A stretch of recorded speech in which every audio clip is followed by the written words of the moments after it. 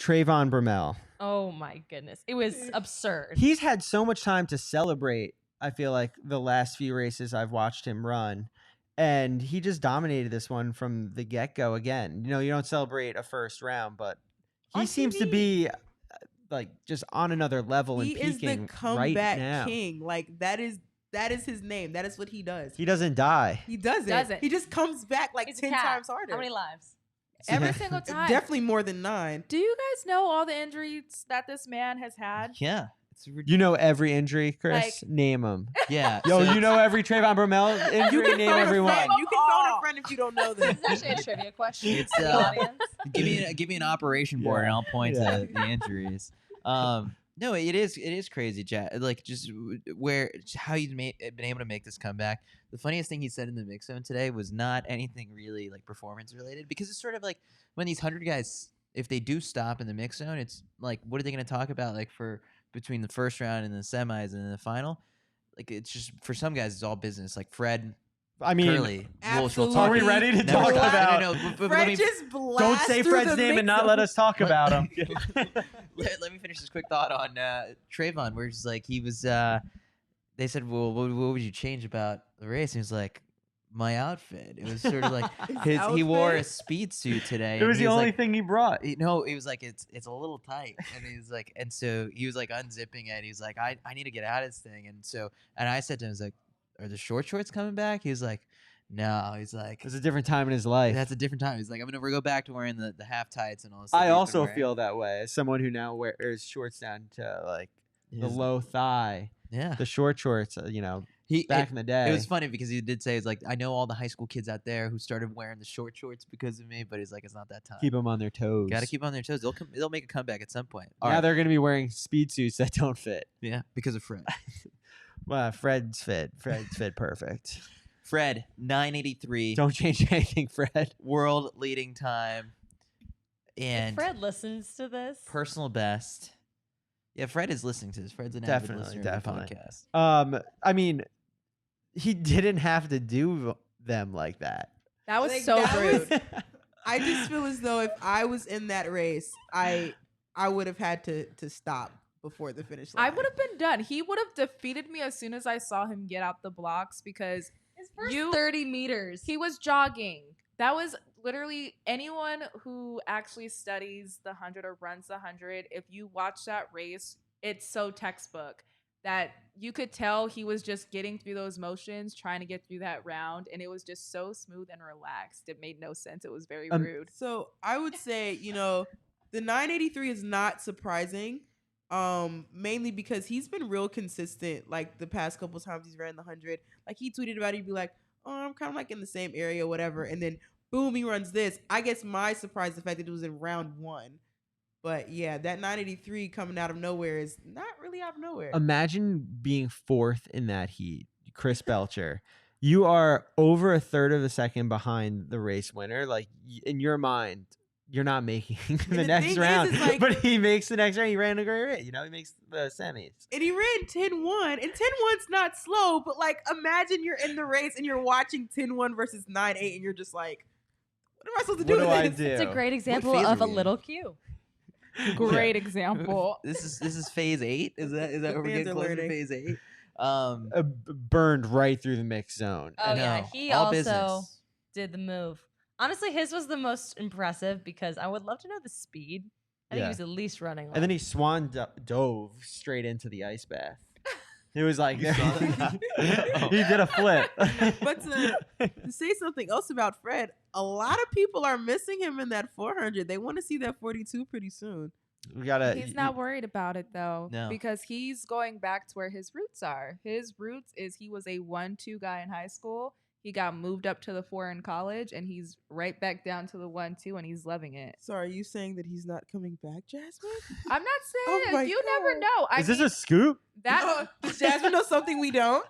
That man whatever he puts his mind to, he will do. So if he wants to come back to the 400, I believe he will come back and run 42 seconds. If he wants to come out to long jump, because he also used to jump in high school. Talked about that too. Yeah, he can come out and jump, and I'm pretty sure he'd go 8 meters. You just need to follow him on Twitter because that's where the scoop is. Because he will tell you what his next plan is. Exactly. or his next real estate deal because he's Yeah. he's involved in NFT? that too. Yeah, because after that it was sort of like Trayvon was in the mix zone when the Fred race happened, and then when someone brought it up to him, it was like, "Well, what do you think?" Like he just ran 9.8. It's always fun to 93. break the news to people getting their interviews when Yeah. someone else just And ran. Trayvon had like a really good answer where he was just sort of like, "I'm not surprised. Like Fred has run 9.8 before, so like good for him." And you can tell that these 100 guys don't want to let up the slightest sign of like acknowledging that the other guy's better than him. Because then I tried testing it on Christian Coleman. Wow, you're out here playing mind games. And Chris. and How You're else are trying you to gonna play keep God. the So- 100 drama? So I said to Christian towards the end, I was like, as the reigning world champion, kind of want like your expert assessment. Like, what has made Fred so good at the 100? And he was like, blah blah blah blah. And he goes, he's a Swiss Army knife. He's like just a jack of all trades and like good at everything. He's a tough competitor, but then at the very end, he just has to add to it. But so am I. And it was like, okay, all right. So he's like not giving it like, yeah, I'm gonna give a compliment, but then remind you that, hey, listen, yeah, I'm also good. It's Yeah. just that's the 100 guys. And what makes them so successful, I think, is that each one of them believes that they are going to be the best and winner. Something that's cool about Hayward, specifically in the 100, is it seems like it's always a really good tailwind, like always a favorable legal tailwind. But Christian didn't get it for some reason. Fred got that 1.5 behind him, and then Christian had a 0.7 headwind. So the times from heat to heat, even in a matter of a few minutes, completely different. It changes. We were down at the long jump and we were just like, the wind is changing. What is happening?